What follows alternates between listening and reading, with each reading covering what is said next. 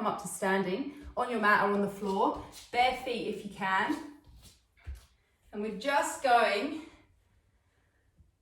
to feel our feet on the ground. So I want you to just imagine a triangle underneath your big toe, or the knuckle of the big toe, the knuckle of the little toe, and at the heel on each foot. And I want you just to imagine that you've got equal pressure through those 3 points. And we're just going to stand for a moment until you can sort of feel that equal weight through those 3 points. And then we're just going to move any which direction you like. So going in towards the toes, round to the little toe or the big toe on that other foot, and then coming back around. So we're just going for some circular motions and really bringing your attention to your feet. Feeling those 3 points as you roll through those. So it's a very different experience to working with people face to face. I don't get to see what you're doing.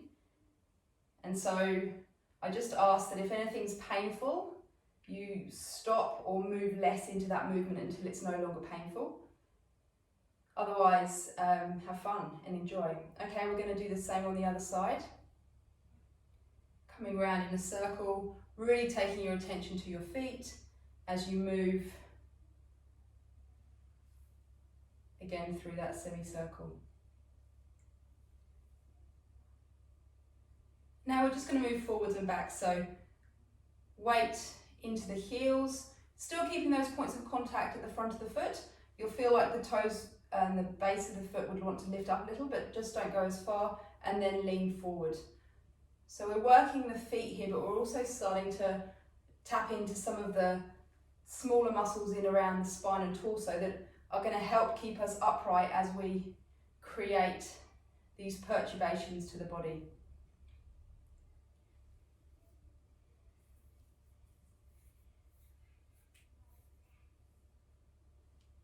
Okay, really nice.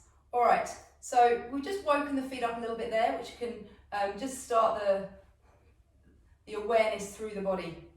And what we're going to do now is we're just going to soften the knees, let them bend, and then straighten them.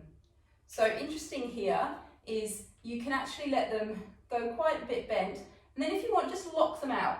So often we talk about this idea of not locking our knees when we're exercising, but it's nice for you, if you do tend to lock them out, to experience that and then just come shy off that. So really only 0.5 millimetre off of that lock position, just so your senses in your joints get used to what that straight position is without it being fully extended.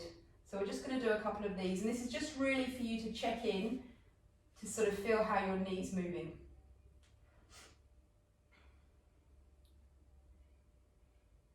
Okay, nice. So from there we're going to move up to the pelvis, and you've got sort of 2 bony points at the front. If you run your hands up your thigh, just more to the outside, you'll find 2 bony prominence. And what we want to think about is we can use these a little bit as our reference for our pelvis. So you can pop your hands on top, like hands on hips. Try and keep your legs straight if you can. And then imagine that this pelvis is in fact a bowl of water, and using your hands, you're going to tip some water out of the front down towards your toes. And then you're going to tip your pelvis back and send some water out the back of the body. So you've got a nice bowl of water and moving back and through. And if you can just have a sense of, do you feel like you're bending your knees as you do these movements, or can you keep them straight? Do you feel that one movement is easier than the other?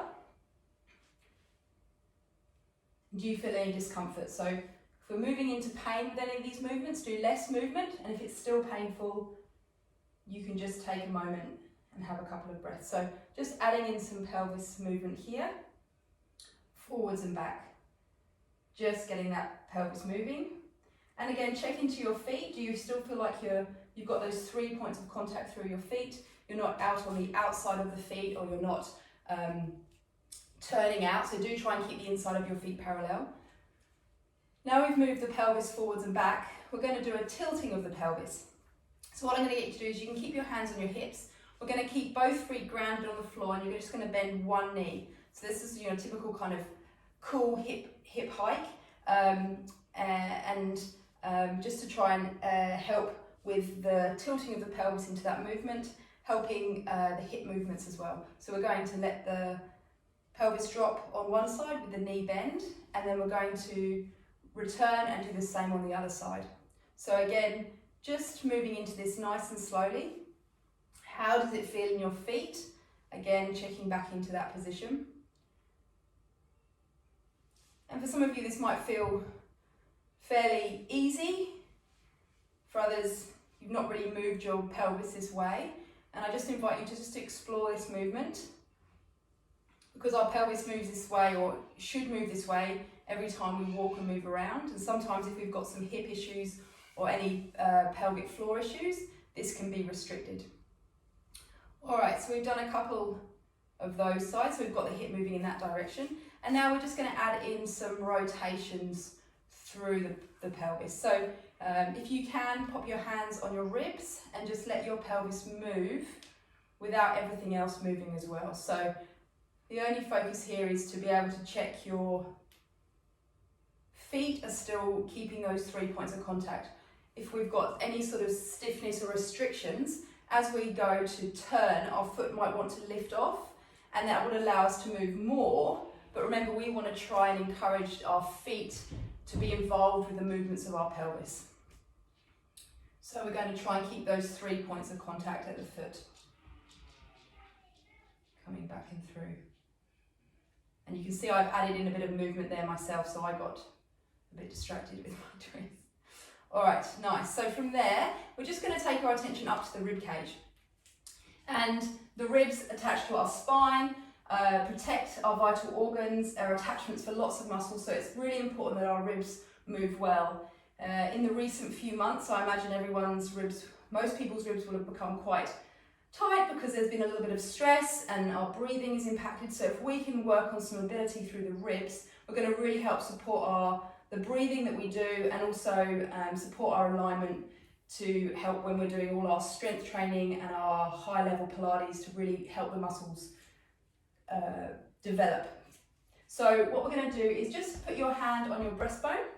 I'm facing side on because we're going to do the first movement, which is just letting yourself slump down. So you don't often hear people talking about slumping because it's always about sitting up straight, but we want your body to be able to experience this movement so it knows where to go from. So there's that slump, and then same attention to the breastbone. Can you bring that breastbone up?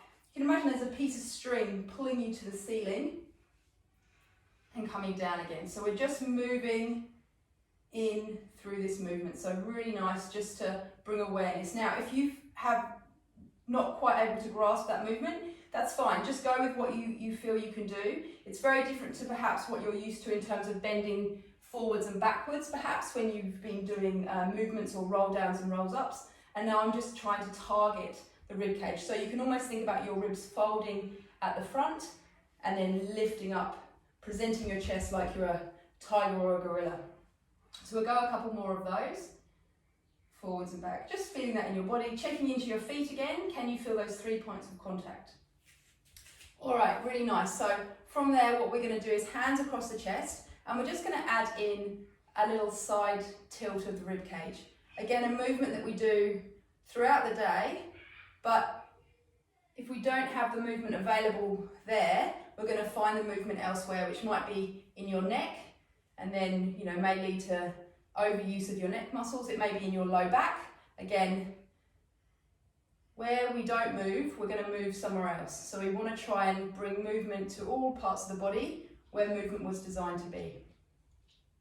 So nice. So the idea is with these exercises, you can just imagine that you're in a circular tube that is basically going to limit you from kind of going off axes. So just put yourself in your imaginary tube, and we're just going to go a few more of those. I've got a dog scratching at the door that wants to come into the class, but she can be a little bit, it's getting in the way. All right, lovely. And then we're going to add in the rotation. So you're going to put some lights on the front of your pelvis, so your nice big car lights, just full beams if you like, and keeping the pelvis facing forward. And from there we're going to move the rib cage side to side. It's nice. I'm just adding that rotation. Can your head stay still, or are you following your head with your rib cage? If your head can stay still, this also adds in a really nice stretch through the neck. If you find that your head's following with your rib cage, that can also link into some of the tightness through your neck, and I would encourage you to focus on me, and let your rib cage move in isolation. So should have just felt like things were moving up nicely, and continuing to move up, we're going to go to the head. So you want to pop a rod, an imaginary rod, not a real one please, through your ears, and at that point, step back a little bit, we're going to just let the nose travel up towards the ceiling and then down. So we're not looking down, we're not letting ourselves fully round, we're just working through the upper neck movements. And again, just feeling how this is, getting a little bit of awareness, moving up and down.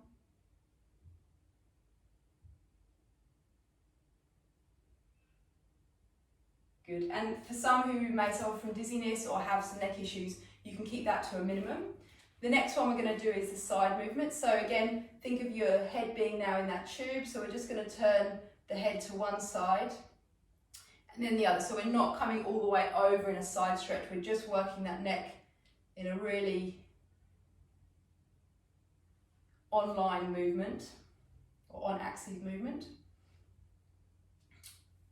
Nice, go the speed that you feel comfortable. It's just bringing awareness into this area.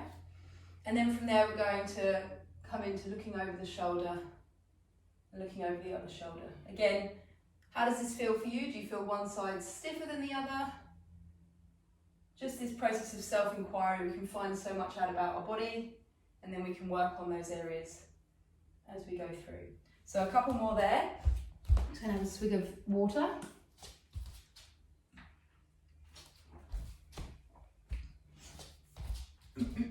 Have a swig of water if that's got your heart rate up. I can't imagine it would have done, but feel free to have a glass of water if you need to at any point during the session.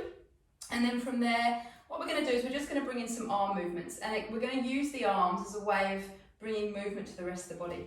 So I want you to take attention to your thumbs. Your thumbs are going to face forward, and we're going to corkscrew the thumbs out and round. And what that would do, we hope to do, is that will actually help your rib cage lift up towards the ceiling. And then you can turn your thumbs inwards, and that will make your rib cage slump. You don't actually need to turn on the spot as I did, but if you feel like it, that's fine. So we're just using this as a way of bringing a bit more movement into the rib cage and starting to work up all the way through to the shoulder joint, bringing the hands, the elbows, the wrists all into play. So for anyone that's been working from home, as I understand it, most people working from home work more just by virtue of being in their workplace whilst living there, and so lots of typing on the keyboard. This is a really nice way of getting some nerve movements, those peripheral nerves that run all the way from your spine down through into your extremities. And then from there, we can just reach one arm up and slide the other arm down, just to create a little side stretch, but we're actually not coming off or outside of our little tube, so we're just doing this reach. And you just might notice that you feel a bit of a lengthening through the side of the neck, that your arm is reaching away. And I love this stretch. This is one of my just favourite stretches because it really helps me with my rib stiffness. I've had 2 babies, and so I still have the some of the leftover issues from having had babies. I mean, they're 4 and 5 now, but that still tends to keep my stiffness through here. So now we can combine the arm movements with the pelvis as well. So the last exercise, a few exercises back, I got you to bend one knee and let your pelvis hike up on the other side. So you can sort of see that there's a bit of an angle through from at the level of my pelvis. And then I'm going to get the hand that is on the same side as the straight leg is going to slide down and we're going to reach up. So we're getting that full stretching through the body. So you're going to reach up nice and long on the side with the bent leg. So really get that strength all the way through your torso. Everything that just gets dumped down as we wander through life, we're going to open that all up and ultimately just get that breath. Give the space for breath to be by opening up through the rib cage. So we're going to do a few of these. Again, quick reminder, if something's painful, just do less or stop. And if I've lost you with all these random movements, just either do the arms if you like, because that's a really nice component of this, or just the pelvis. So we'll do a couple more there. I normally walk around a room teaching, so this is fabulous that I get to do my exercises at the same time, so bonus. All right, so really nice. Everyone's doing a fabulous job there. So what we're going to do now is we're going to come into a kneeling position, but it's what I call the proposal position. So when you come down to the floor, just try not to use the hands, because it's a nice way of using our lower limb and a bit of our balance of our torso to achieve that. If you need to use your hands, please do, but just as a way of getting yourself down, on and off. I know Joe talks about this quite a bit, so I think it's really important that we consider this also when we're up and down off the floor. So if you have your cushion and your knee's a bit sensitive, you can just pop the cushion underneath the knee. Now, we talked about the pelvis, and so we're now going to talk about it in this position, because for most people, just through life, we're sat at desks and we're sat watching TV, and even if you're a fit, active person, you still tend to be in a bit more of a flex position, whether you're riding your bike or running. Many of us run sort of forward position. So we want to really focus on this part of the hip, or the pelvis. And for some of you, you might actually be already in what we call an anterior tilt, so you're tipping water out of the front. And so when we do this stretch, you might actually feel a little bit of a discomfort through your back. And so what we want to do is we're going to take attention to your pubic bone, which is the bone sort of at the apex of the pelvis. And I want you just to imagine you're pulling your pubic bone up towards your nose or towards the ceiling. Now, for many, myself included, I would expect you to feel a stretch through the front of your thigh. If you don't feel a stretch, just check back in your pelvis position. So have you really tucked under the pelvis? And see how that is. Now, some people would lean forward into a stretch. However, if you already are in this position and you lean forward, you might actually get that jarring in your back. So I want you to really focus on the tuck and the stretch. So hopefully you're all feeling that. If not, we're going to add in some extra elements to this now. So what I'm going to get you to do in this stretch, everyone's knees still feeling okay, I hope. We're going to reach up, and you're going to take your other arm and you're going to reach down. So it's the same idea as with the rib cage, we're just combining that with that stretch. Good. And then we're going to do the same on the other side. So it's just a bit of a challenge of balance, and then we're going to reach up. Okay. Then we're going to put one arm forwards and one arm back. So we're going to rotate the rib cage by really reaching forwards and back, and then come forwards, and then we're going to rotate the rib cage the other way. And when your rib cage is going the opposite way to the pelvis, you should get a really nice stretch. And this is actually stretching some of the front musculature in a bit of a three-dimensional way, because we're adding different movements in the different planes. Good. Same to the other side. Hopefully this isn't too sore on your knee. Hopefully you're getting a nice stretch through the front of your thigh. Okay, and then the last one here, same as when we were standing, can we let the rib cage come up whilst keeping a tuck on the pelvis? So that might be a little bit tricky, but see how you go. And then we're going to go for the slump position, a couple of these movements. So by combining this, we're really helping to stretch out some of the muscles in the torso, which also attach to the pelvis. Really good. All right, changing over. I'm going to do the same on the other side. So really important, pelvis position.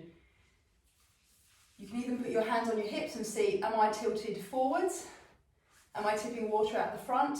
I want to try and tip water out the back. It's going to be limited because we've put this muscle on a stretch by virtue of it crossing two joints. And so it's going to be hard work, but what we'll find is that we should get a stretch through the front of the hip. So really try and create that position, and then from there we're going to reach up. So just by adding this reach, we're lengthening through here, but then by continuing to come over and reach on the other side, we're extending that stretch. So just so we are, it's all right, I've changed my size. So just so we are keeping ourselves reaching up rather than across. And reaching down on the other side, and then change, reaching up.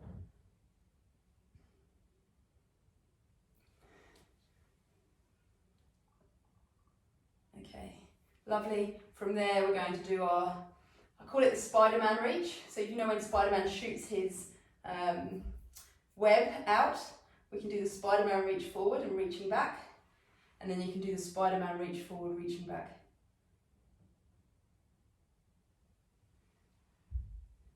Reaching forward, reaching back. Oh, so good. So, so good. It might be nice after Joe's mega session yesterday, which was amazing.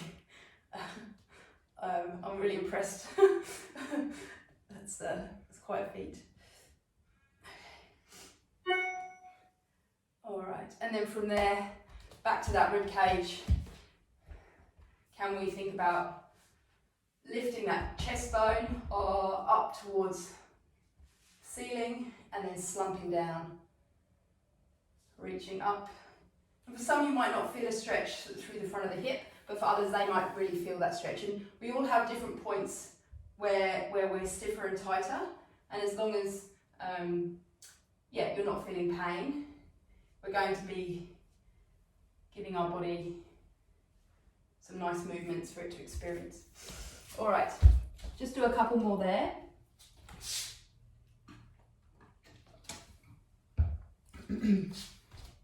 All right, and then from there, again, no hands. We're just going to come down onto the floor, onto the mat, and just gonna pop feet together, just like this exercise, because it just helps bring a bit of mobility in through the adductors. It's a very gentle bouncing, so it's not like you're bouncing into an end range of a stretch, and we're just letting the knees come up and down. Now, for some people, this is quite a difficult position to get into, and it's really important that if you're here doing this, I want you to do a big fold of the old gluteus maximus muscle so that you can feel your sit bones, so the bony bits of your bottom, and try to come up. Now, if that's really tricky and you prefer to sit cross-legged, that's fine. And if you want to bring your feet out further as well, that's fine. So just find where you feel happy with that, and we're going to do a couple of these, just for a few more of those. If you want to just move your rib cage a little while you're doing it, have a bit of a boogie, why not? All right, so from there, what we're going to do is we can just cross your legs if that's comfy. If for any reason someone wants to pop a cushion behind their bottom, that can also help without feeling like you're rolling back. And we're just going to have a play with our feet, just briefly. So your big toe is super important in how we walk, and its relationship with the whole body, particularly the pelvis, as we travel forward. The opportunity for the muscles at the bottom of the foot to be able to fully lengthen, to then be able to catapult us forwards, really rely heavily on the muscle insertion in through the toe, and the ability of our toe to be able to bend back. So I myself have bunions, and for anyone else that has bunions too, just pop your, and just for everyone generally, pop your finger in between your big toe and your little toe. And what we're going to do is we're just going to move the big toe forwards and back. So it's sort of a bending and extending movement, and really just trying to keep it in line with the other toe. So just do what you feel able, and again, don't go into pain. Often these joints can, if they haven't been used much, because often we don't use the bones in our feet as much as we think we do. And we're just going to move back and through, and then just moving back and through the toes. So it's just nice just to bring a bit of an awakening through the feet. And then you can just wiggle the long bones of the foot forwards and back. I recommend doing this just every day. You know, obviously make sure your feet are clean and wash your hands after, very important. Just generally washing your hands is very important. But it's just nice just to move and appreciate all the bones in your feet. So whenever there are joints, which is where two bones meet, there is movement. Unless the joints are non-moving, which there are a few in the body, but not so many in the feet. And so we want movement in the feet. And this can really help with any pelvic problems because of the relationship with the foot and the pelvis. All right, one foot done, on to the next. And so my foot tends to have that sort of bunion, the toe coming in. So I bring that foot out and I just move back and through. And you can do a little pull on the foot if you like as well, as long as that doesn't feel too uncomfy. And just do a little bit of movement through there. Things like spiky balls can be really good on the feet as well, but this is just appreciating all the joints, and you might get a bit of a pop as you move, and then we'll move up and through the foot. So lovely just to move the foot a little bit, give the ankle a little bit of a wiggle wobble, feel your heel. Very nice. All right, so from there, we're going to just bring the feet out in front, and we're just going to let the knees roll, and really we're just going to roll our feet at the same time. So we just brought a bit of awareness to the foot, and using the pelvis and the legs, we're going to just reinforce that movement through the foot, so rolling through the two. You could have your hands behind you to support you here, and obviously don't go into pain. So sometimes the movement of the hip inwards can be a bit going into restriction, but we're trying to get all these rotation muscles working. Interesting fact for the day, the muscles that rotate your hip are actually a point where your pelvic floor attaches, and we know the importance of pelvic floor in stability, in breathing, and of course, you know, when you have babies and post-baby, but they're important all the time, pelvic floor muscles. All right, now for a bit of fun, just to wake the pelvis up a little bit more, you can bring yourself to the end of the mat, and we're just going to move forward on the mat, walking forwards and back. Now, you can try and keep upright if you can, so watch that you're not kind of rolling back. So think about those sit bones staying in. If you need to, when I've done a little bit, your legs might fall out a little bit, but try and keep them as straight as you can. And we're just going to go forwards and backwards. And add your arm movements in, just for a bit of fun in the morning.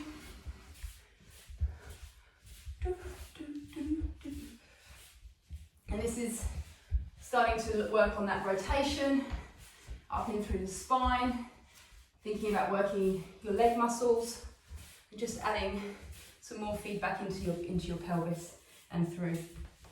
Just going to have a sip of water. You can do a couple more of those.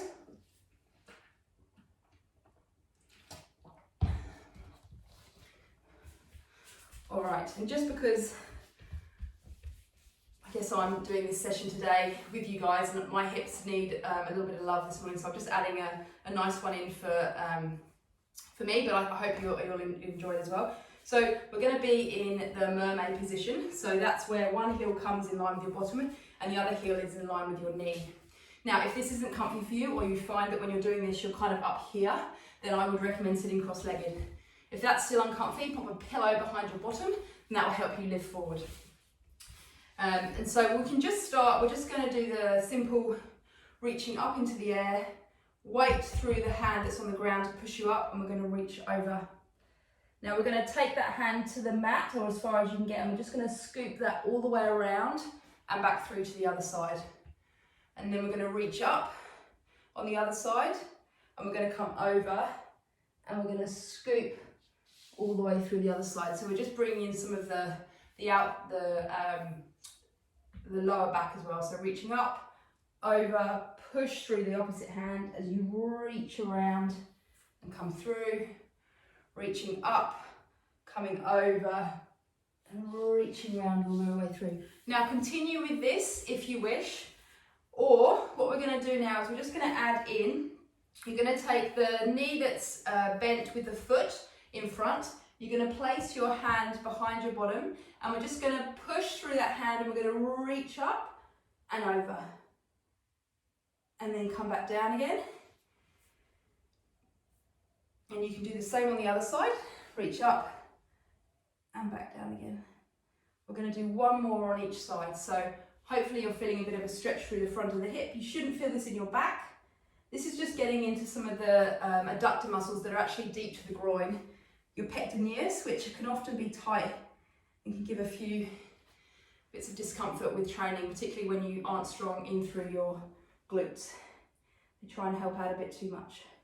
Good.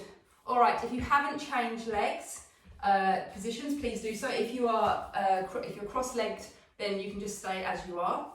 And we're going to repeat that again. So hand down, reaching up all the way over.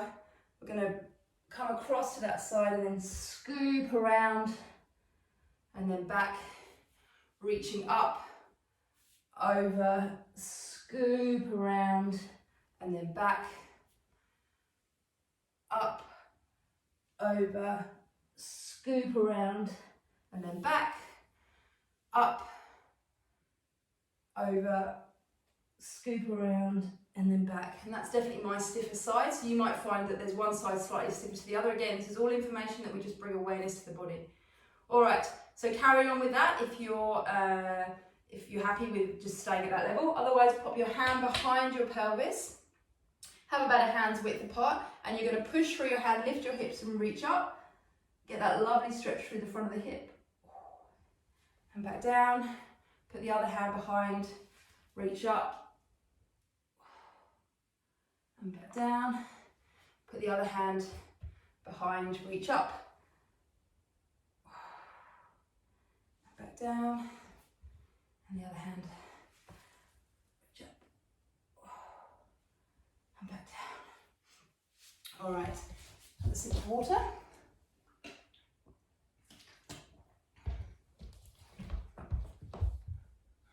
All right, very good. Okay, so from here, what we're going to do is we're just going to come to our sides and we're just going to do a half roll down. So again, if you need to, just make a little bit of space where your glutes are, for your sit bones to stay in contact. Try and come up and sit up nice and tall. You can have your hands on your knees or your arms facing forwards. And then from there, just make sure you're at the front of your mat. You're just going to roll down halfway. Breathe in and roll back up. So to initiate this, you want to let your rib cage soften down as you roll halfway, and then the returning point initiates from the pelvic floor rocking forward and the chest coming back up, or the pubic bone rocking forward. So rib cage drop and down, pelvis up, and then rib cage returns last. All right, we're going to do 5 more here. Now, if you are feeling this in your hip flexors, so the front of the thigh, and not in your tummy, what you can do is you can take your legs down more, you can squeeze your legs together, or you can take your legs out to the side. So a few different variations there, because as much as we do need to work our hip flexors, we also want to try and get that lovely spinal movement and your abdominals deep and superficial working for you here. And if you're able to, just have a look. I'm just going to take my GoPro off because it's got a bit warmer now. And just watch, can you scoop your belly button in towards you, or is your tummy bulging out as you come down? And if that's happening, we know your deep muscles aren't working, so maybe you only go a little bit as far rather than all the way down. So remember, this isn't as high level perhaps as some of you are used to, but taking this time to just check in on these muscles, take the load out a little bit so that you can bring that awareness into those deeper muscles to support the relationship of the two. This is a really nice one to do, plus your spinal mobility. All right, so from there we're going to come down and we're just going to open up one hand, get a nice stretch through the pecs, through the rib, and up, down, out, and up, down, out, and up, and then down, out, and up. So I can feel my hip flexors are starting to just come on a little bit, which is a bit of fatigue for me, but I'm also quite dominant in that area, so from there, we're just going to come and roll all the way down to the floor. Okay, and just take a moment here to breathe and just check in to your pelvis, your rib and your skull. So, do you feel equal weight through your pelvis? Do you feel equal weight through your rib cage? And do you feel equal weight through your skull? Perhaps you feel more weight on your left side on your pelvis, more on the right side on your rib, and more on the right side on your skull. It's okay. We strive for symmetry, and I'm yet to meet anyone who is truly symmetrical, but if we can put ourselves in the best symmetrical position, we're going to put our muscles, our joints, everything's going to just work a little bit more efficiently. So what we want to do is take our attention to the pelvis and just feel that feels level. And now we're going to just add in some of those pelvic tilts that we did in standing. So pubic bone, if you like the analogy of the bowl, we've just turned it the other way around here. So we're just letting water come out towards the toes and then towards the belly button. Really nice. And we'll just do a couple of those, and then we're going to take our attention to our rib cage. So now, same thing, can our rib cage tilt up towards the wall now, or where our nose is, and can we slump down? Couple of those. It's a bit harder. I find this very hard, so it's just about bringing awareness. And then the skull, can we take the nose up, back towards the wall, and then the nose towards the toes? Okay, so this next part is a little bit like trying to tap your head and rub your tummy at the same time. So if you find you get lost, just go back to the pelvic movements. So what we're going to do is we're going to move your pelvis and your skull at the same time.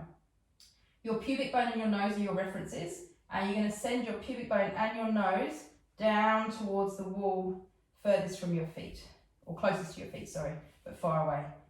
And then we're going to go the other way. So now we're going to bring the pubic bone and the nose back. So we're just working on a cogging motion whereby the pelvis and the skull are doing the same thing and your rib is doing the opposite. But don't worry about your rib, because if you're moving the two, the rib tends to go with you. So we're just going to do a few more of these. And I love this because it just helps your joints just move in opposition, increase blood flow. And actually when we walk, even though it's a very nuance of the movement, this is what we're doing. When we're moving around, this is how our large bones in our body work together. All right, nice work. Thanks for humouring me there. That's one of my fave exercises, but it took me a few years to master. So if you've got it already, bingo. All right, so from here, we're just going to find where we feel like the pelvis is in the middle of the position. So we're not all the way flat and we're not all the way arched. I want you just to send a little bit of energy through down into your pelvis. We're going to breathe in to prepare. And as we breathe out, we're going to float one leg into tabletop. Breathing in to prepare, breathing out, float the other leg. Now, if this is a little bit more high level for you, what I'm just going to get you to do is just to alternate floating the legs down and back. And if that's a little bit too high level for you, we're just going to let one knee come out to the side, back and forth. But if you're happy with both legs in the air, as I'm sure you are because you've been training fantastically with Vicky and Joe, so you all guys would have abs of steel, we're going to breathe in to prepare. Breathing out, float one leg. Breathing in, breathing out, float the other leg. Okay, so instead of doing our normal toe taps and such, we're just going to have a little bit of fun with some of our hip movement. So if everyone's happy in this position, should feel a little bit of energy through the tummy. Make sure your knees are above your hips. We're just going to turn one hip in and out. Remember I talked about some of the rotation muscles of the hip actually being key attachment points for your pelvic floor. So this is a really great way of challenging your core, using your lower limb and also bringing in some of your abdominals. So we're just trying to keep your knees on top of your pelvis. Pop your hands on your knees if that helps, just to bring those in. If you start to get tired, just lower one leg at a time than the other. So we're going to do a few more of those, just because I'm a bit overdoing all the dead bugs. And so I want to do something a bit more different. Okay, so you should be feeling this through your tummy, not through your low back. And then we can actually add in a little bit of a circle now, because why not? One circle and then the other circle. That's good. And going the other way, so keeping those knees bent. Now if you're feeling clicking in the hips, which I sometimes get with a long leg, just take it back to the toe taps or the knee drops. And if you're feeling it in your tummy, brilliant. If you're feeling it more in your back, it's not too bad because your back muscles will work a little, but if it feels predominantly in your back, I would just have a break for a moment. So we're going to do a couple more here. This is where I get to have a break. You guys carry on. I'm just going to have a sip of water or have a drink if you need it.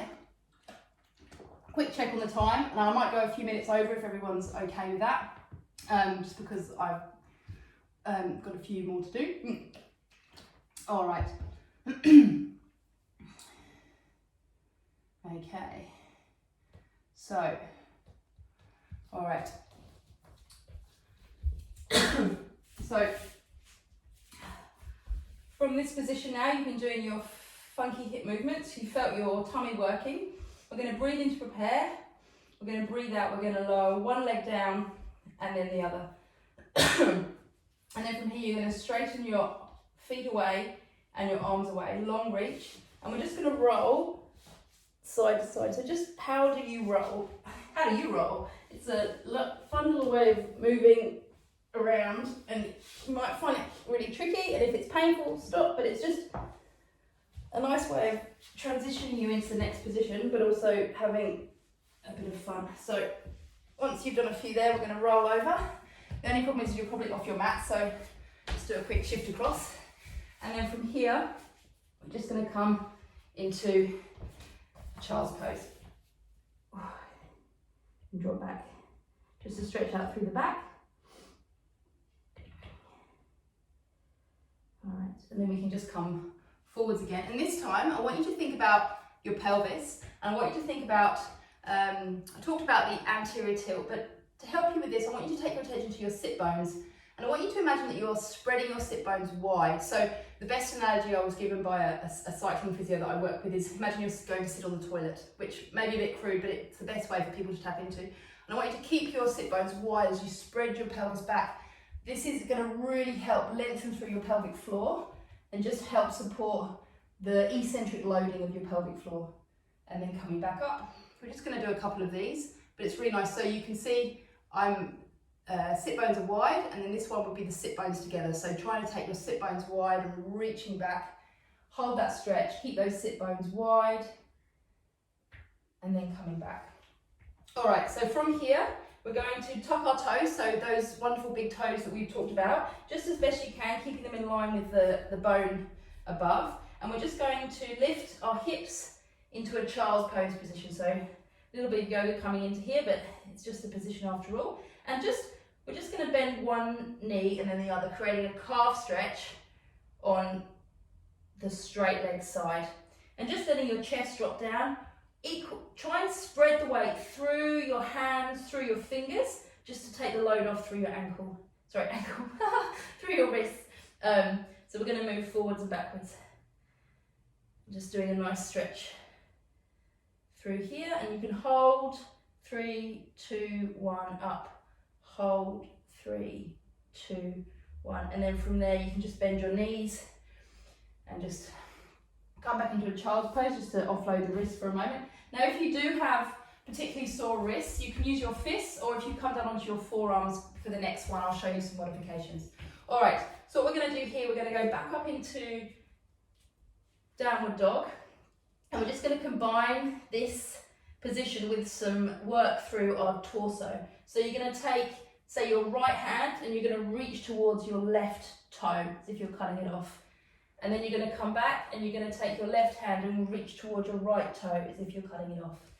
Then you're going to take your right hand and you're going to reach across to the opposite side of the corner of your mat, and you're going to touch there, and then you're going to come back. And then you're going to reach to the other side, and then you're going to touch there, and then you're going to come back. And then you're going to drop down, but you're not going to let your knees touch the ground, so you're in that sort of prep position, keeping lifted.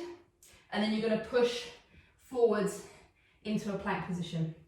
So there's a few little parts to this. You're going to come back into that prep position, so the knees are lifted, but your hands are just forwards of the shoulders and the knees are just back of the hips. Then you're going to come back up into child's pose.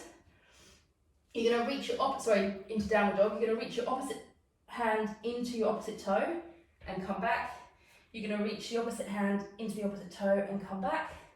Then you're going to reach one hand across the other to the other corner of the mat and back, and then you're going to reach the other, and then back.